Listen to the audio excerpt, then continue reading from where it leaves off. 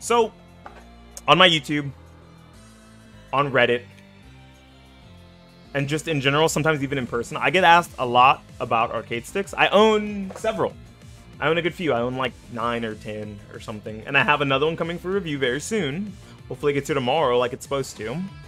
So, I get asked a lot very generic arcade stick questions. I thought I would share them with you guys on stream right now and for the YouTube later. So if you're watching this on the YouTube, hi, howdy YouTube. Go ahead and type that in chat if you want to. Or type it in the comment section down below and like the video and subscribe to the channel. Anyways, that's way too early.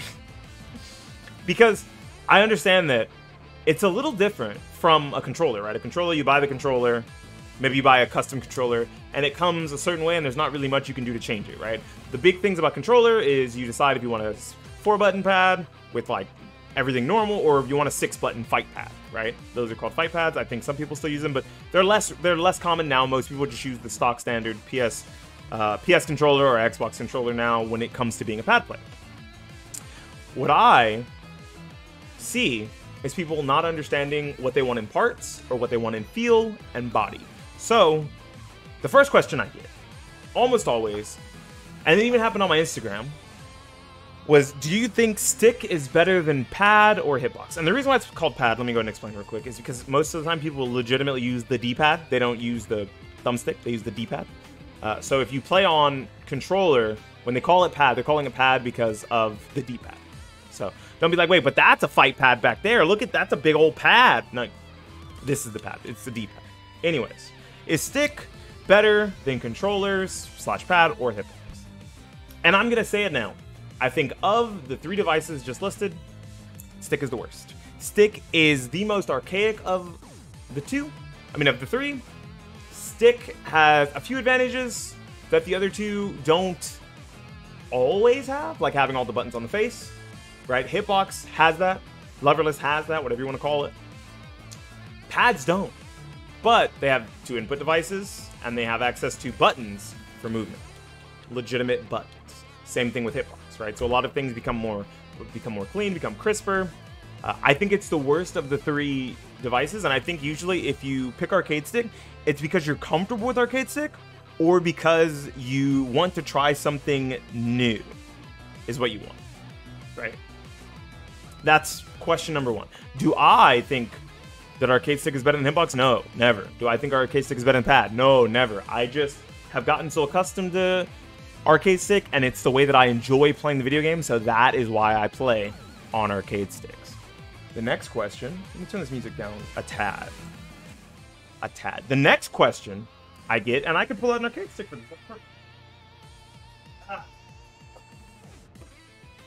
I need to dust my arcade sticks again. I have wipes for these. Are entry-level arcade sticks worth it? This I get a lot. People see a Mayflash F500, a Mayflash F300, the Mayflash F101, Comba drones, Comba carbons, Mad Catz, arcade stick SEs, right? They're very small, featureless most of the time. Sometimes even unbranded arcade sticks that are under $100 usually, right? They see these under $100 arcade sticks and think, ooh, should I buy that? Like, is that a good first arcade stick? Is it worth it? And the answer to that question is you get what you pay for, right? You buy a smaller or cheaper arcade stick, most of the time you're going to get unbranded sticks, joysticks, and unbranded parts, unbranded buttons. This, I upgraded to Sanwa's, Sanwa lever, Sanwa buttons, but it came with Comba's own buttons, which were a little stampier, a little louder, felt a little creaky sometimes, and Comba's own lever, which felt like it had like a wider force, like a wider actuation, and like a looser spring. So the parts didn't feel great for most people's hands, right? And this is one of the sticks I like to bring to locals to just let people play. I'm like, hey, you want a stick? Borrow it. There you go. So you get what you pay for. You may not always get the best parts, and you may not always get the best body, like this, and the most weight, right? But maybe that's right for you, maybe it's not. I think the upside to entry-level arcade sticks is if you don't think that you're going to be playing fighting games a long time, you're not investing in something really expensive, like this Comba Q8 back here, which is $200, $220, I think, or something like that. This was like $70 or $80 when it was brand new. It's like $79.99. This is significantly cheaper than a full-priced arcade stick. So if you decide you don't like stick, while this may not have as much resale value, maybe it goes down a little bit, maybe you sell it for 40 or 50, you have less of an investment up front. The only thing you might have to do is change out buttons and a lever, which puts you closer to full price arcade sticks, which is, I think, what a lot of people worry about when it comes to like entry-level arcade sticks, is you think, I'll buy something really cheap, I'll buy something 40 bucks, I'll buy something $45, the Mayflash F101, which I've yet to actually review for the YouTube. I'm sorry, I keep forgetting. Something real cheap, you know? And then 3 months, 4 months down the road, if you play on it a lot, the buttons break, the lever breaks, and you have to go in and do some surgery. You got to get a new lever and put it in there, maybe cut some wires, maybe electrical tape some wires. You have to get some new buttons. You have to take off the quick disconnects and put in new buttons. So that $40 investment up front, or $45 investment, turned into $100, maybe $110, and some tools. When instead, if you bought a $150, 200 arcade stick up front, you wouldn't have had to do any of that. You'd have had higher quality buttons that would have lasted you longer, and you wouldn't have had to change out buttons in such a short time. Maybe that's what a lot of people think about. But I think if you're just starting on arcade stick and you want something more disposable, I would never tell people to not buy entry-level arcade sticks as long as they watch out for what they're buying, right? I think the Mayflash sticks are okay. The Conba Drone, Conba Carbon are okay. Even like the Mad Catz SE, that old stick, if you find it for like 40 bucks at like a pawn shop or garage sale on like eBay, probably worth the price. They're okay to get. Most of them have standard connectors on the inside where maybe you have to do a little soldering, maybe. Otherwise, most things will just drop right in with some new wiring or something. And they're not the worst thing in the world. I own a few entry-level arcade sticks for the purposes of reviewing them and bringing them places so other people can play on them, but I usually don't, because I have, you know, full price, really expensive arcade sticks. But I don't regret buying any of them. There's none of these entry-level arcade sticks that I've been upset about buying. Ugh. Next thing.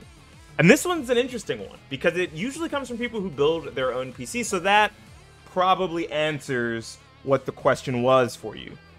The question is, and I get it a lot, it's, are arcade sticks worth custom building?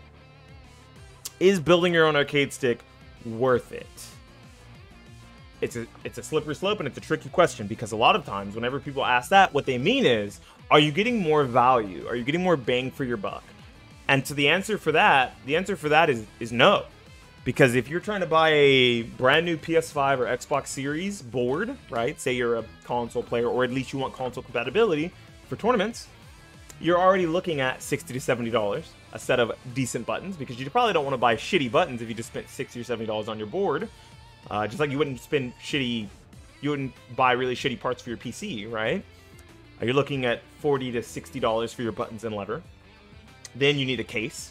Most cases, unless you're building it yourself out of, well, you know, some wood, some plywood, or some aluminum, or any sort of metal you can get a hold of at a craft store, you're looking at another $100 maybe for a case. You're already at about $200, which is what you can get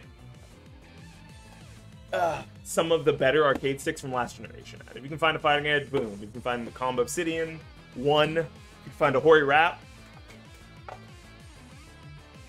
You can find a Hori Wrap. Hori Wraps were like 200. They were like 150 on launch. You can find a Mad Catz TE2. Hori Wrap in. Hori Fighting Stick Alpha. God, I'm tired of saying it.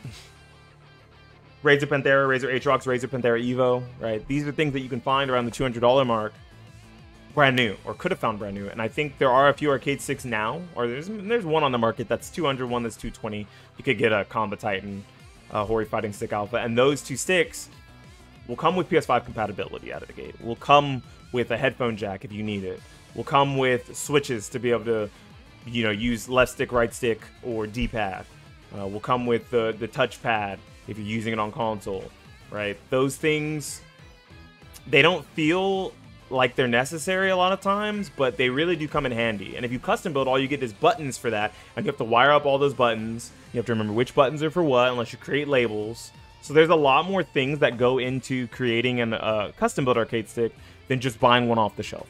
The upside is, because there is upside to custom building, the upside is, because it's a custom body, most of the time, you can just take out the parts and put in new ones when a new console generation happens, right? Like, I know people who custom built an arcade stick back in the PS3 days, and they still have the same enclosure, like a PC case. They still have the same enclosure, and like they still use the same style of buttons. Still Sanwa, still Hori, still Seimitsu, whatever.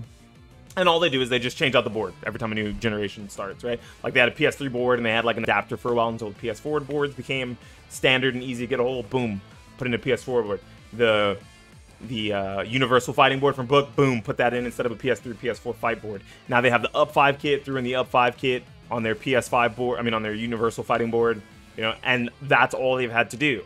And it's just like building a PC, right? Like you have your i5, 7th gen, and you don't think it's too bad yet, so you can stick with it. You can just upgrade RAM speed and like overclock RAM. Oh, my graphics card was like a 970. Okay, let me swap to the 2070. All right, here comes the 4060 Ti. Let me swap to that. Please don't buy the 4060 Ti. I've heard it's really bad value. But you guys understand what I'm saying, right? When it comes to building a stick, it's more upfront, and it doesn't always feel right at first. But if you know what you're doing, and if you like the idea of being able to swap out boards on the fly, then it's probably a better investment, but it does cost more upfront, unlike PC building, right? If you buy a pre-built, pre-builts cost more, and they're usually shittier. When it comes to pre-built arcade sticks, most of them are really solid, especially for the price. $200, $220, totally a-okay most of the time. And you can even build something cheaper if you're just looking for PC compatibility. You could probably also buy an arcade stick for even cheaper than you could build one for just PC compatibility with a good board in it. Because I'm sure you can build an arcade stick for like 50 bucks that has a really shitty board in it. I might even do it as a YouTube video one of these days, but I don't usually recommend it. The next question I get, and this one's an interesting one because it's really hard to answer it. What are the best sticks?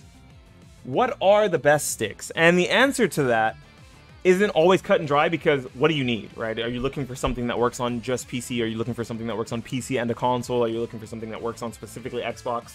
Which I don't know what the fuck you're doing, but if that's what you need, then the answer changes. The answer changes. If you're looking for something with native PS5 compatibility and you don't care about price, you absolutely buy the Victrix Pro. The Victrix Pro FS has the best latency on the market, has the lowest latency on the market among fight sticks, not among like custom builds with like a Brook Universal Fighting board or a Brook Fusion board. If you're looking for something in the more mid-rangey camp, unfortunately we consider $200 mid-range now. You're looking at the Hori Fighting Stick Alpha or the Comba Titan at $220 or $200. I did them backwards. Comba Titan $220, Hori Fighting Stick Alpha $200. And if you're looking for something extremely entry-level, you could probably find all manner of things on the secondary market. But if you're a tournament goer, I recommend trying to find yourself a used PS4 stick. And I'm going to tell you now, my recommendations for good, cheap, used PS4 sticks are the Conba Drone, because you can probably still find it under $100 used, and the Hori Rap 4. Those are my suggestions. There's definitely the problem with the best sticks is like I could tell you the Comba Drone one. I mean the Comba Obsidian one. But like, is it still the best value at $200 if you find it at $200? If you find it at, $160, $180? If they shut off PS4 compatibility, if they don't whitelist that stick in a new game that you want to play, it no longer works for you in that $200 capacity anymore, right? So things are trickier. Hi, Remy. Things are trickier depending on what you're looking for from an arcade stick.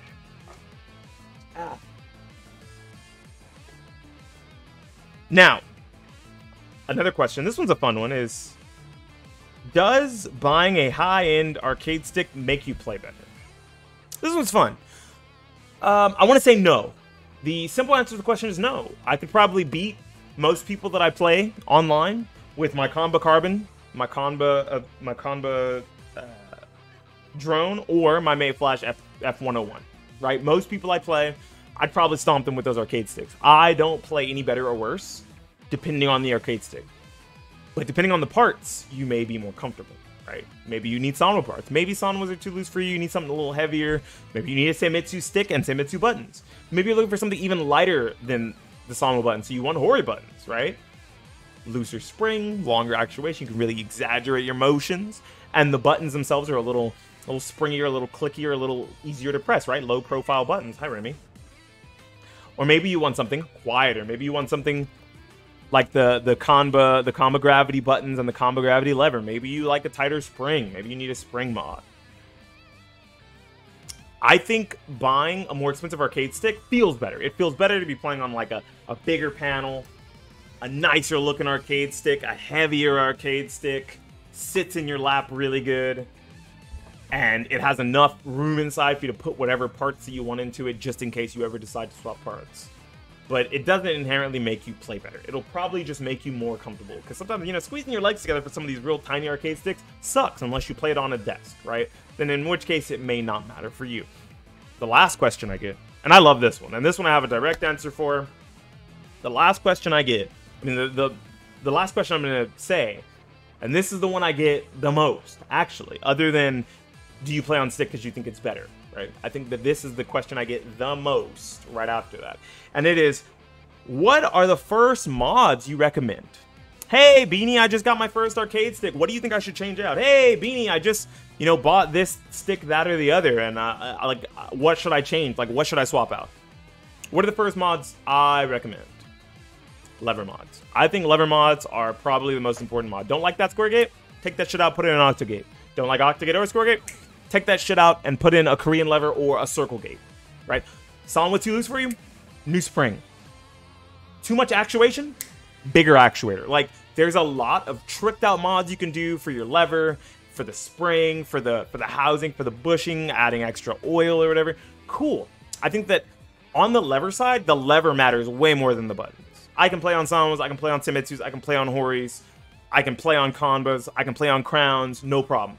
There are certain levers I just don't fucking like. I'll play on them. I've been able to play on them before. I don't really like the stock Hori. I don't like the super loose stock Hori. I have a stick down there with the stock Hori, and I've only used it like twice because I haven't put a new spring in it. Hori Hayabusa with like a 4-pound spring, 3-pound spring. Oh, godlike. My favorite fucking lever. My favorite lever is the Hori Hayabusa optical lever with a 4-pound spring in it. It feels fucking perfect. It's beautiful, right? I have a Zenitsu lever with like a 1.5-pound spring. Feels great. Love it. Buttons, they don't matter too much to me. Lever, I think that the lever side is what most people should start with modding first. Bigger actuator, smaller actuator, different gate, tighter spring, looser spring, bat top, ball top, bullet top. I think that stuff really, really matters. Even shaft extensions, pause. I think those things matter a lot more than the buttons do. Anyways, if you enjoyed this little talk segment, a little informational guide about questions I frequently asked questions about arcade sticks. Wow, racist camera. Feel free to like the video, subscribe to the channel, comment down below about any other questions you have about arcade sticks. Maybe what the first things you do when you mod your arcade stick are, if you think stick is better than hitbox or pad, what your favorite fight sticks are, what your favorite buttons and lever are, down below in the comment section.